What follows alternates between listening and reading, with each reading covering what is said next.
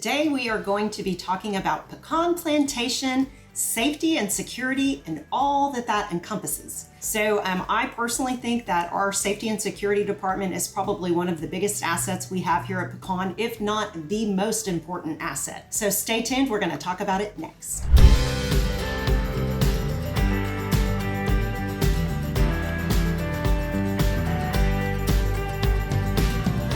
All right, the purpose of our safety and security team is to make sure that people are obeying our rules and their job is to keep us safe. So those are the two big things they're doing. So let's talk about how you get into Pecan. So once you join Pecan Plantation, you're going to pay for your initiation transfer fee at closing. Then you become a member, you get your member number. Now you need to go to the security office, which is located off the front gate off Monticello Circle. You'll come into the security office and you'll just let those folks know. They're super friendly. You'll just let them know, hey, I'm a new member here and I need to get my security tags. And these are the tags that the employees will put on the window of your vehicle, and that is what's going to help you to get into Pecan so that you can access the gates. So you simply fill out an application. They are going to take your payment and then they will walk out to your car with you and they will place the sticker in the upper right hand of your driver's window. So current prices, this is June of 2022. The current prices for a member or immediate family member is $400 annually. Extended family member tags are $50. Whoa, that'd be a lot. Extended family member tags are $50 annually. There are contractor tags available. There is a fee schedule that is on the ppoaweb.com for anybody that wants to get a contractor, like maybe a lawn service or someone that's a pool service that's coming into Pecan quite often, and they might want to get a contractor tag. So let's talk about tag deactivation fee and reactivation fee. When you move out of Pecan, it is your responsibility to remove the sticker from your car and go into security and give the sticker back. If you move out of Pecan and don't return the sticker, they will bill you $35 for a tag deactivation fee. Reactivation fee. So if you go to Frank Kent Cadillac and you buy a new car and you tear the sticker off and bring it into security and you say, here's the sticker that I had on my old Lexus, now I want to put it on my new Cadillac, they're going to charge you a reactivation fee of $15 because the sticker is probably perfectly good, but they need to have it, they need to have it connected to that vehicle. There is an occasion, this is not often, but it does happen. Sometimes we have these toll tags. And so if you have the toll tag that's located under your rearview mirror, sometimes that messes with the gates. And the gates won't open because the computer sensor is reading your toll tag versus your car tag, which is supposed to open the gates. So you can get a license plate bar. They're black, they're about this big, maybe about the size of a pen, pretty thick. And you can attach them to your front license plate. You don't have to pay to own one, but they do require a $45 deposit for one of those license plate tags. And so what you're getting is the ability to come into Pecan. So you're going to use your tag in your vehicle to access one of our gates. We have two gates. We have the front gate, which is located off Fall Creek Highway. We have the back gate, which is located off Mambrino. And actually, technically, we really have three gates because the marina, which is located off of 144, which is located off Mambrino Highway as well. There's a gate arm there that if you have a tag on your car, that will activate you being able to get in there. So I have sat on the security committee. That's one of my favorite committees. I have a fantastic relationship with our security director. He is a total professional. And I got some recent numbers from him, which I found to be completely startling. And I'm going to share those with you. These are the gate statistics. So first of all, when you come through the front gate, there is the guard gate. There is one human being that works in there. And so you've got a member entrance and you've got a visitor entrance. If you are a member, you have a tag on your car, you're going to go through the member entrance, which is on the right-hand side. If you are a guest or a visitor and you don't have a tag on your car, you're going to go through the guest lane, which is where you will communicate with someone that is at the guard shack that is going to either call whoever you're coming to see or just check you in if they've already called you in the gate, or they're going to scan your QR code if your member representative that you're visiting has called you in or sent you a QR code through our ABDI system, and we're going to get to that. But here's the interesting numbers. So through the member lane, This is any car that had a gate tag. Through the front gate in 1 month's time, we get over 71,000 cars coming through the member lane at the front gate. That's a ton of people. Through the back gate, member lane, so same thing at back gate. Front gate set up just like the back gate. You've got a member lane, visitor lane. Back gate, over 47,000 gate tags are coming through the member lane in 1 month's time. Through the marina, 2,355 people come through the marina gate during 1 month's time. So those are people that have member tags. The guests that are coming in that are having to check in with the guard shack, the front gate, there is 5,600 people a month. This is an average number over 12 months. 5,600 people are checking in at the guard gate, at the front gate. At the back gate, we've got 8,400 people are checking in at the back gate during 1 month's time. That is a tremendous amount of visitors that are coming through our gates that are manned by one person. Oh my goodness. I think that's why we eventually went to the ABDI system. This is an app that we have on our phones, or you can put it on your computer, or you can put it on your tablet. And what is happening with the ABDI system is you are able to sign on, and I'm going to give you an idea of what that looks like. This is what the app looks like. It kind of looks like a little stop sign. Now, I have a Samsung product, but I'm thinking it's the same on an iPhone. So you're going to click, after you download your ABDI app, this is their website, gateaccess.net. Then it's going to give you an opportunity to sign on. You'll have to find out your sign-on information from the club so that you know your member information. Then you sign on, and here are all of the different items that you can do on this ABDI system. We're going to specifically talk about the guest list, but then you can set up notification settings. If you decide you're going to go on vacation, you can put that information in there so that security can come by your house when you're gone. You can put your pet information in there.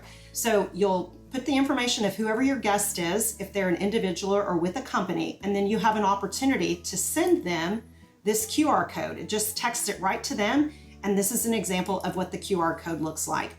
We strongly encourage everybody to use this system so that they can get through the gates quickly, because as you know, we only have one person at the gate and they've got this tremendous amount of traffic coming through there. So let's talk about what the most common violations are in Pecan.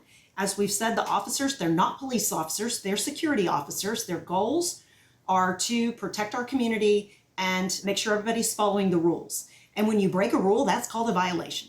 So the number one violation in Pecan Plantation is speeding. They write tickets for speeding. Number two is parking violations. Number three is loose dogs. And number four, reckless driving. And number five, the fifth most common violation is member conduct. Ooh. Well, what member conduct really means is basically people are unaware of what the rules are, and they're not familiarizing themselves with what our rules are, and so they're breaking it. So it's just basically unawareness. They're not malicious, they just didn't know that there was a rule. So let's talk about the traffic violations. The speed limit in Pecan Plantation is 25 miles an hour unless posted otherwise. So when in doubt, you should be going 25. On some of our major roads, the bigger roads, Plantation, Ravenswood, Westover, Bellchase, those are 35 miles an hour. They are going to be posted. So you could be going down that road and then all of a sudden you can turn off onto a smaller street that does not have a posting of what the speed limit is. That is 25. So it's 25 unless posted otherwise. You will get a ticket. They will pull you over. You will see this fantastic little Toyota. Here is a photo of what it looks like. And this is the guy that's going to pull you over. When they pull you over, it is probably because you were speeding or there is some sort of traffic violation that you were doing, and there is an assessment of how much your fines will be. So here are traffic violations. So as you can see, 1 to 5 miles an hour, here's your first warning, your second violation. Oh, actually, they may give you a warning the first time. They may give you a ticket. Their second violation, third violation, you can see how the price increases if you are known to have a lead foot. These do not go on your record. This is not something that's going to impact your insurance premiums. These are rule violations. This is not something you're going to have to go down to Hood County or hire an attorney and fight. This is just, you've broken the rule. Here's the violation. It's simple. It just stays in here. There is an appeals process, and I will tell you that all of the officers wear body cams. So when I used to sit on the security committee, we didn't have an appeals process. The security team, we listened to those appeals. And it would be so funny because we'd be sitting there and the person would come in, they have gone through the process of writing up what it is that they are trying to appeal, why they got a ticket. And one of my favorites was rolling stop. I did a rolling stop. And there was a gentleman that I sat with on the security committee. I love him. He's like, you're either rolling or you're stopping. There's no such thing as a rolling stop. But people would come in and try to appeal that. And they would be like, that security officer, he was so mean to me. And so we'd listen to their story. And then the security director would be like, okay, click. And we'd watch the video because the officers are wearing body cams. So if he was mean to you, you better have been mean to you because we're fixing to watch a video of how nice he was. So those are rule violations. There is an appeals process. Other traffic violations that you might see is running stop signs, not having a driver's license, maybe even driving the wrong way down a one-way street. That could be another traffic violation. I think it's important to note that law enforcement, Hood County law enforcement, these people, the sheriff's department, are not enforcing our traffic rules. We are a private community. We have over 60 miles of roadway on this property. Our security officers are trained to work radar here. The sheriff's office is not here working radar. They are not doing that on our private property. And I think for us having a handful of security officers that are out working and trying to do all the other things that our security team is doing, they're doing a fantastic job with the little resources that they have for traffic control. Some other rules that you may or may not be aware of is that moving vans, if you want to bring a moving van into Pecan, you have got to have the general manager's approval or a designated staff representative.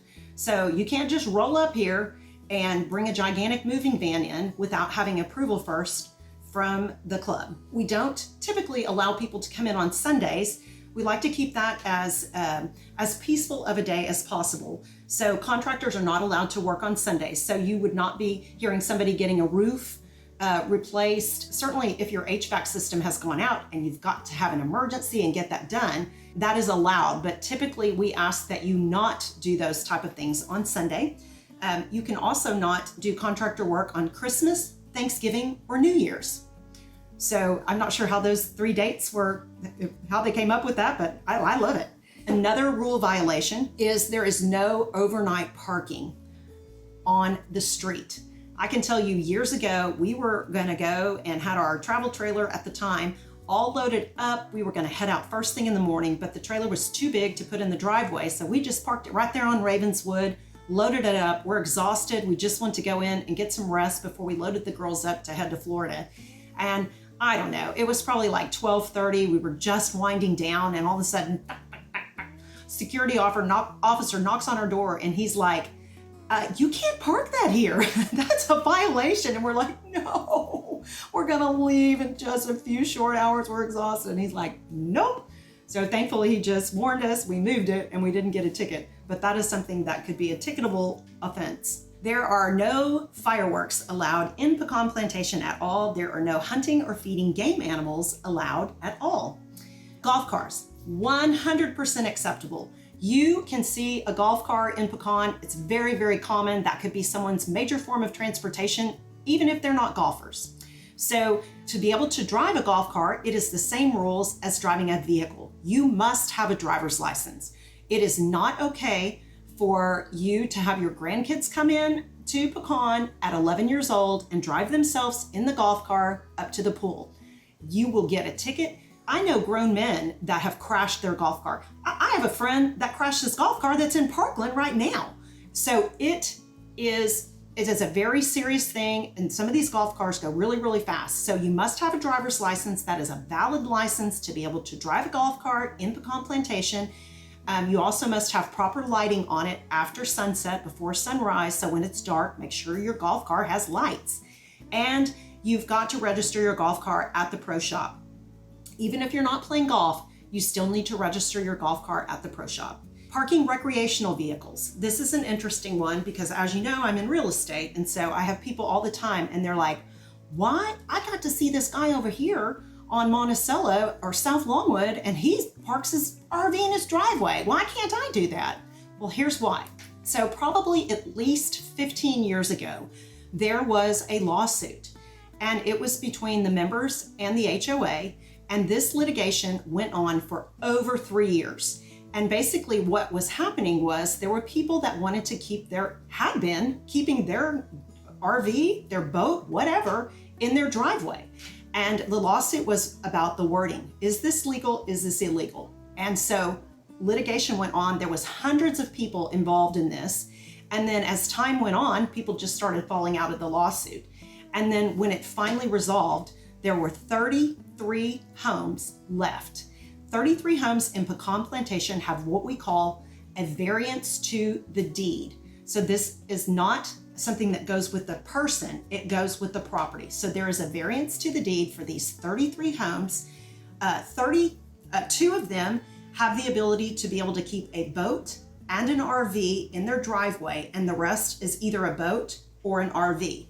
So when you sell your property, that variance to the deed transfers with your property. And so that is why you will see that there are a handful of homes out here that people are able to park their RVs in their driveway or their boat or whatever it was that was their final outcome in their variance. Okay, so in order to keep up with this distinction, you have to pay $150 a year.